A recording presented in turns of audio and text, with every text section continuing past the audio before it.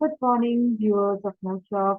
Today we are back with the question answers of this skin chapter. Some few questions left. So we are back after so long festive season. So let us start with this question answer section, and then next chapter we will start after this review. Okay. Before I start, I will request you to please to subscribe my channel if you have not subscribed it, and if you are a new viewer to my channel, and if you are a new, I mean new to this channel, please to subscribe and please stay tuned for more further interesting videos. Okay? So if you are liking the video, press the like button, share with your friends so that they can also be benefited from these videos and to meditate before you start the day. Okay? So let us start. First question for today is, what is heat stroke? It is the condition in which sweat production is unable to keep pace with its evaporation during very hot, when very hot winds are blowing. That during that time, what happens? We have sweat production. Okay, sweat always is produced, but when this hot winds are there, very hot winds are there, then evaporation is faster than the production of sweat. Okay, so that raises the body temperature because evaporation is more, and so uh, so the body is not it's not getting cool. Okay, so therefore the body temperature rises, which results in the fever. Okay, it forms it due to this there is fever.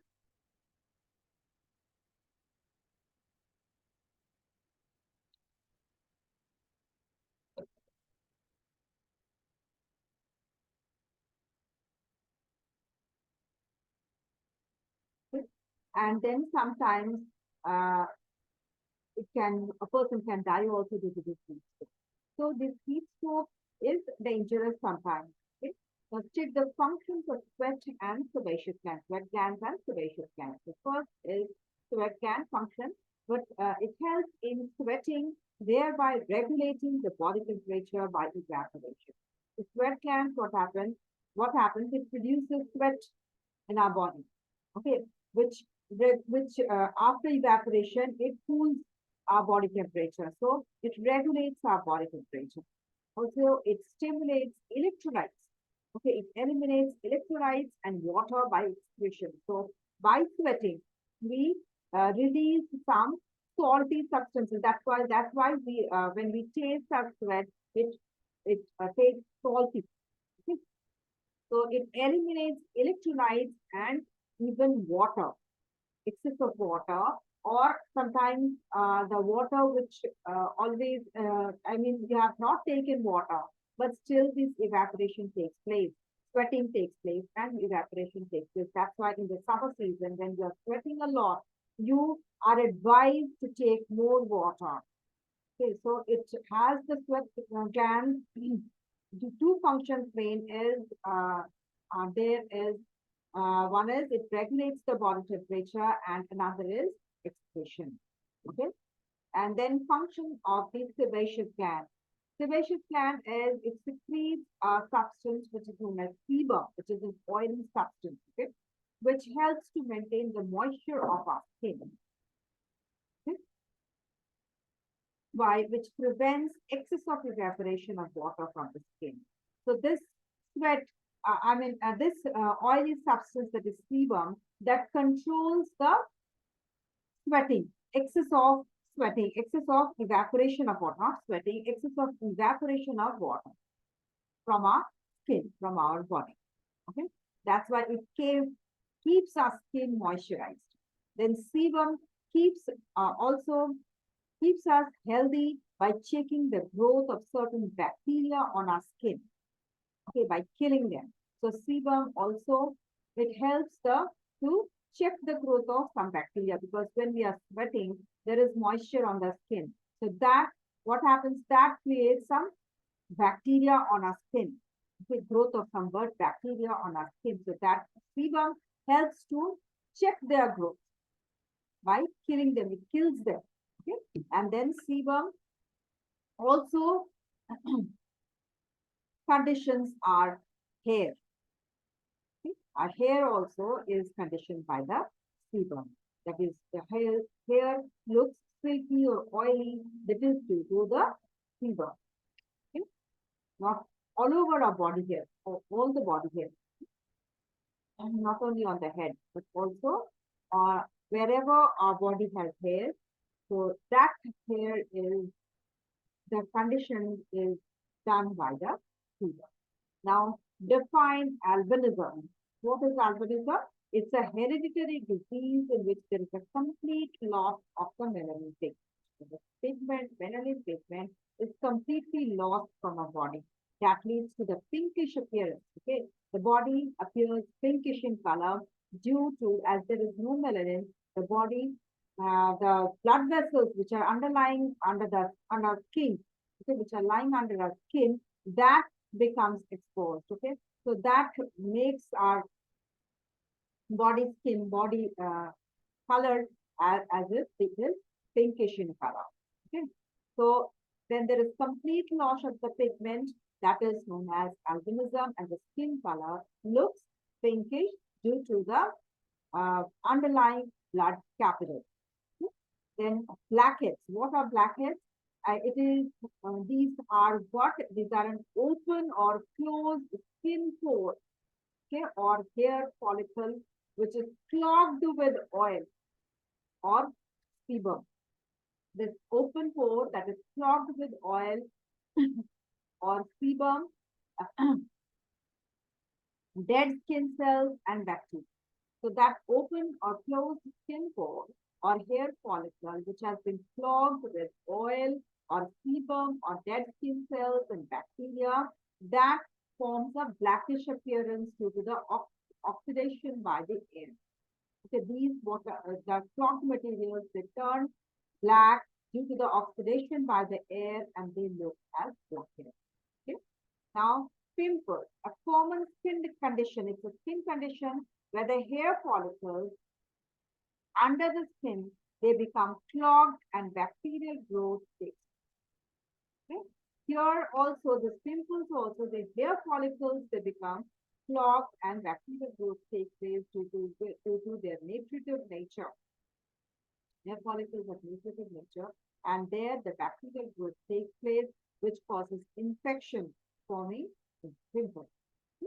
Now, acne, this is also a chronic inflammatory condition of the skin, causing spots and pimples. Okay, gradually on the face, shoulder, okay, they're generally formed on the face and the shoulder.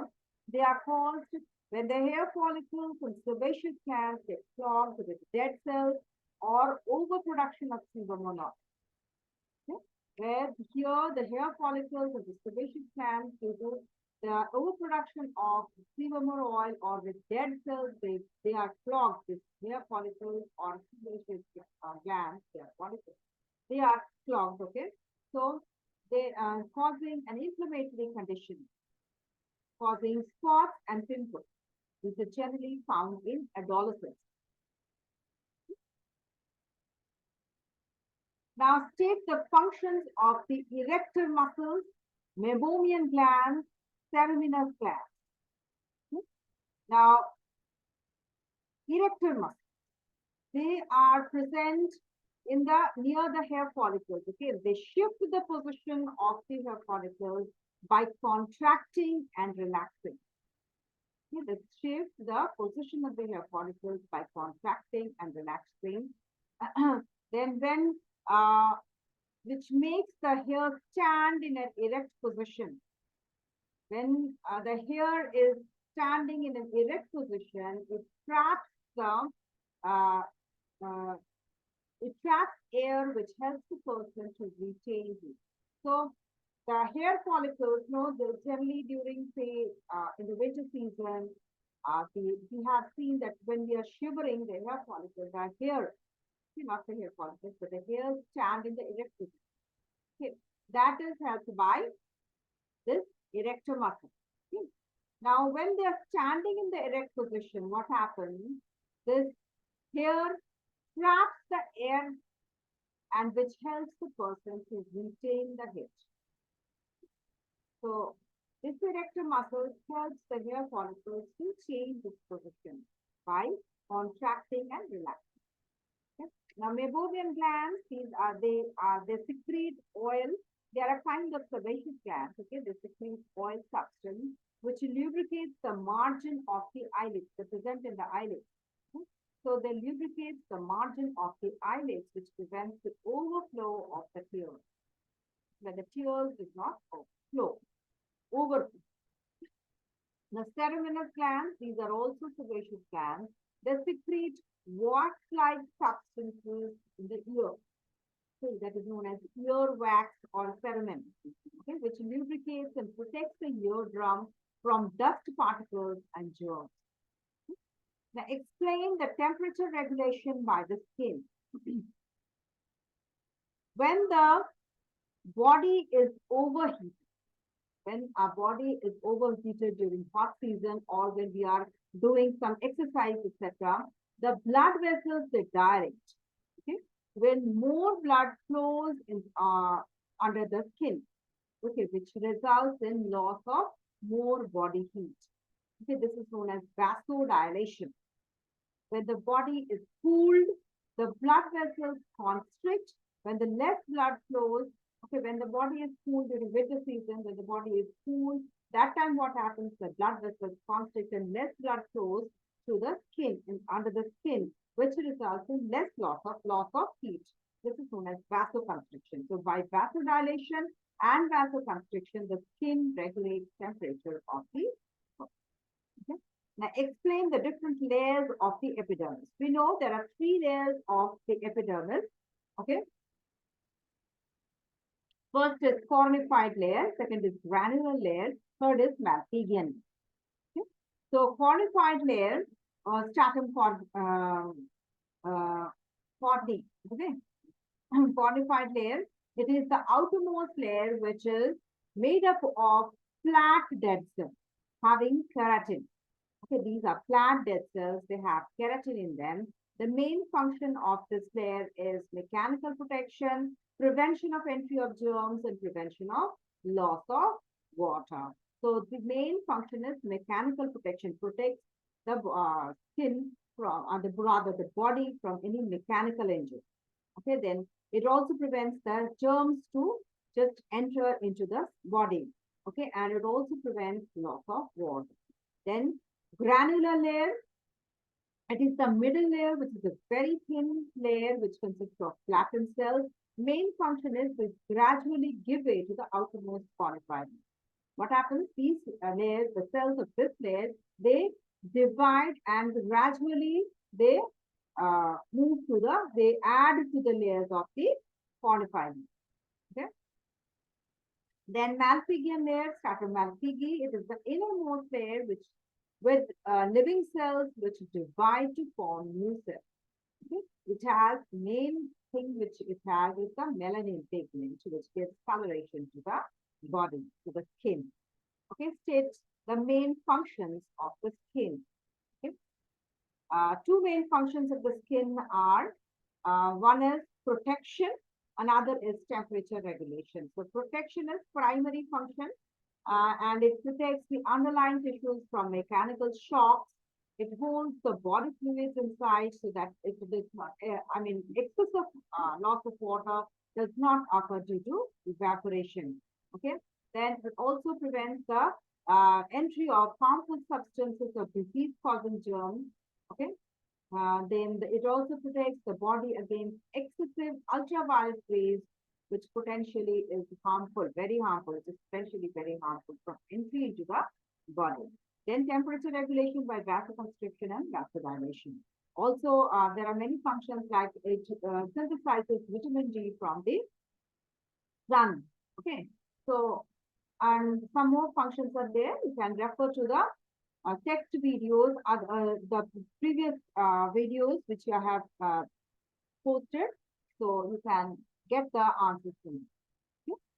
So thank you for joining and have a good day. And do meditate before you start your day. We have not done today the meditation, but you should do it. So we end with a short meditation. Let us end with a short meditation. Okay. So please concentrate on a point of light. Think that light is flowing with you. You're feeling cheerful and happy, very light, feeling that you are free from any worries and tensions. You can gain the knowledge which you have studied, and you can recapitulate and reciprocate to your papers and also getting good appreciation. So thanking God for being with you and supporting you at every step of your life. So, bye bye.